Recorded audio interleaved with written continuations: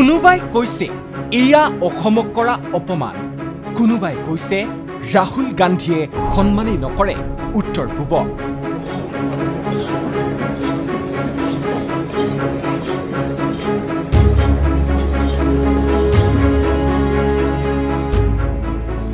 কোনো দাবী ক্ষমা খুজিব লাগিব ৰাহুল গান্ধীয়ে। ৰাহুল গান্ধীৰ গামোচা বিতৰ্কত তুলপাৰ ৰাজনীতি।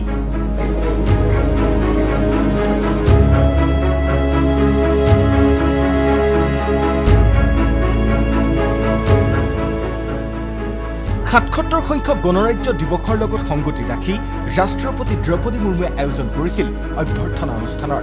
সেই অনুষ্ঠানৰ আমন্ত্ৰিত অতিথিসকলৰ মাজত আছিল বিদেশী অভ্যাগত, উপস্থিত আছিল শাসক বিৰোধী উভয় পক্ষৰ নেতা।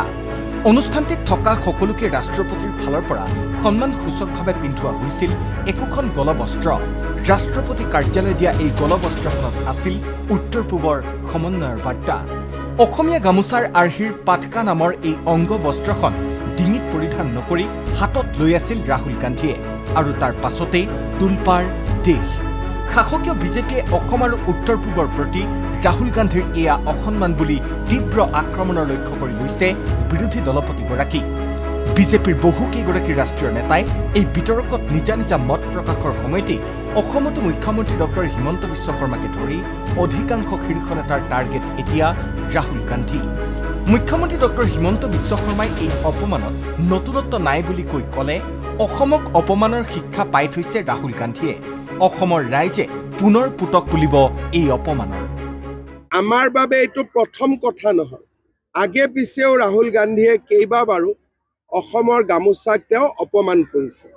প্ৰধানমন্ত্ৰী ডাঙৰীয়াই বিদেশতো গামোচাখন লৈ ফুৰে, যদিও তেওঁ গুজৰাটৰ মানুহ, কিন্তু ৰাহুল গান্ধীয়ে অসমত আহিলেও গামোচাখন ল'বলৈ ইচ্ছা নকৰে।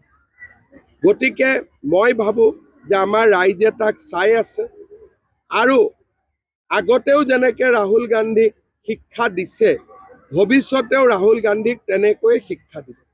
একে সময়তে শিক্ষামন্ত্ৰী ডাক্তৰ ৰণোজ পেগুৱে এই বিতৰ্কক লৈ ক'লে ভাৰতীয় সভ্যতা সংস্কৃতিৰ প্ৰতি সন্মান নাই কংগ্ৰেছৰ। কংগ্ৰেছ দলৰ ইতিহাস আছে, ইয়াত ৰাইজে মৰমত কংগ্ৰেছৰ নেতাক যি গামোচা দিয়ে সেই গামোচা তেওঁলোকে টোপোলা বান্ধি এয়াৰপৰ্টত পেলাই থৈ যায়। তেওঁলোকে গামোচাখন পাৰি পেলাই তাত থিয় হয়। গতিকে গামোচাৰ প্ৰতি যিসকলৰ সন্মান নাই, তেওঁলোকৰ আন কোনো গলবস্ত্ৰ অংগবস্ত্ৰৰ প্ৰতিও তেওঁলোকৰ সন্মান নাই। ভাৰতীয় সভ্যতা সংস্কৃতি পৰম্পৰাৰ প্ৰতি তেওঁলোকৰ কোনো সন্মান নাই, সেইটো সৰ্বজন বিদিত। ৰাহুল গান্ধীক কেন্দ্ৰ কৰি হোৱা এই বিতৰ্কত মন্তব্য কৰিবলৈ গৈ অসম প্ৰদেশ বিজেপিৰ সভাপতি দিলীপ শইকীয়াই ক'লে জাপিক টুপি বুলি কোৱা ৰাহুল গান্ধীৰ ক্ষেত্ৰত এয়া নতুন নহয়। ৰাহুল গান্ধী ডাঙৰীয়াই কেতিয়াও অসমীয়া কৃষ্টি সংস্কৃতিক জাপিটোকে টুপি বুলি কৈ দিয়ে। অসমৰ পৰম্পৰাগত জাপিটোক ৰাহুল গান্ধী যে টুপি বুলি কৈ গৈছে, কাৰণ কংগ্ৰেছে টুপি পিন্ধাই চবকে। ইফালে বাজপেয়ী ভৱনত সংবাদমেল দি দলটোৰ মুখপাত্ৰ কিশোৰ ভট্টাচাৰ্য আৰু কল্যাণ গগৈয়ে ক'লে ক্ষমা খোজক ৰাহুল গান্ধী, গৌৰৱ গগৈ আৰু উত্তৰ পূবৰ কংগ্ৰেছে। ক্ষমা নোখোজে তেতিয়াহ'লে ইয়াৰ জবাবদিহি কিন্তু অসম প্ৰদেশ কংগ্ৰেছ কমিটি তথা অসম প্ৰদেশ কংগ্ৰেছ কমিটিৰ সভাপতি গৌৰৱ গগৈ ডাঙৰীয়া হ'ব লাগিব।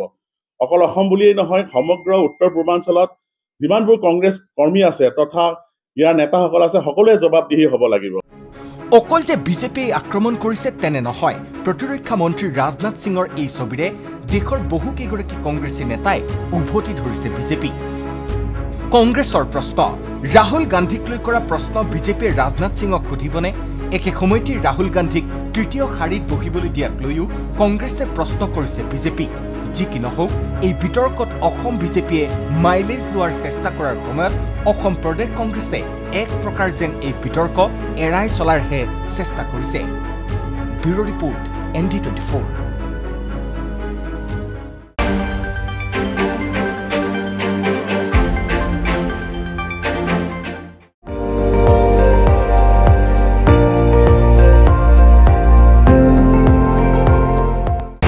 আপুনি চাই আছে ND24, সৰ্বশ্ৰেষ্ঠ নহয়, সৰ্বোত্তমৰ দৌৰত।